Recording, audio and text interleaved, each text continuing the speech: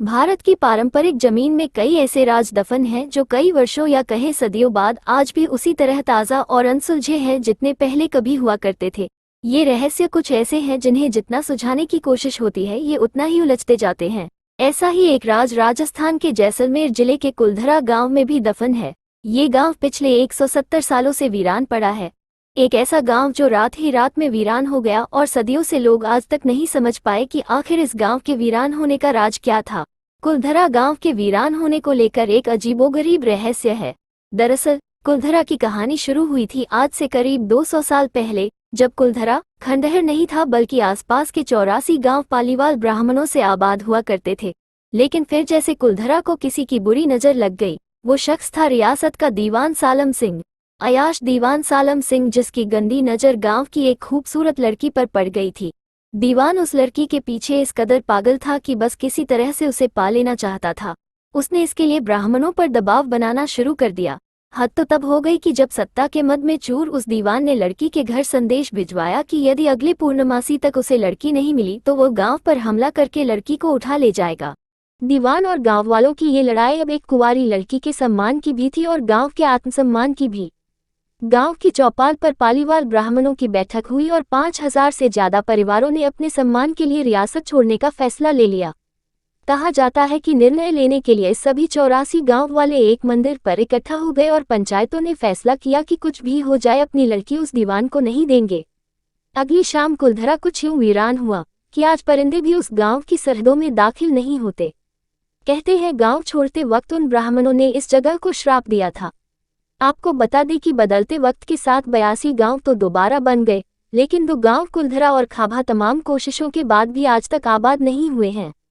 ये गांव अब भारतीय पुरातत्व विभाग के संरक्षण में है, जिसे दिन की रोशनी में सैलानियों के लिए रोज खोल दिया जाता है। कहा जाता है कि यह गांव रूहानी ताकतों के कब्जे में है।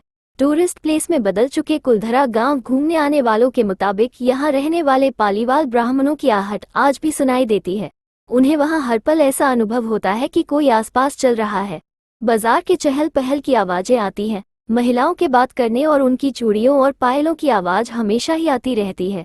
प्रशासन ने इस गांव की सरहद पर एक फाटक बनवा दिया है, जिसके पार दिन में तो सैलानी घूमने आते रहते हैं, लेकिन रात में इस फाटक को पार करने की कोई हिम्मत नहीं करता है। कुलधरा गांव में एक मंदिर है जो आज भी श्राप से मुक्त है।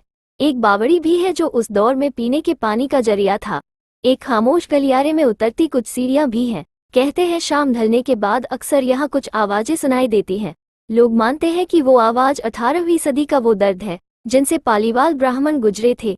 गांव के कुछ मकान हैं जहां रहस्यमय परछाई अक्सर नजरों के सामने आ जाती है।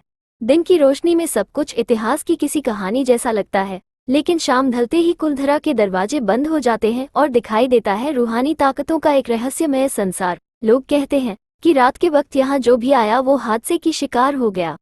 मई 2013 में दिल्ली से भूत प्रेत व आत्माओं पर रिसर्च करने वाली पैरानॉर्मल सोसाइटी की टीम ने कुलधरा गांव में रात बिताई। टीम ने माना कि यहाँ कुछ न कुछ असामान्य जरूर है। शाम के वक्त उनका ड्रोन कैमरा आसमान से गांव की तस्वीरें ले रहा था, लेकिन उस बावड़ी के ऊपर आते ही वो कैमरा हवा में गोते लगाता हुआ जमीन पर आ गिरा, जैसे कोई था जिसे वो कैमरा मंजूर न हो।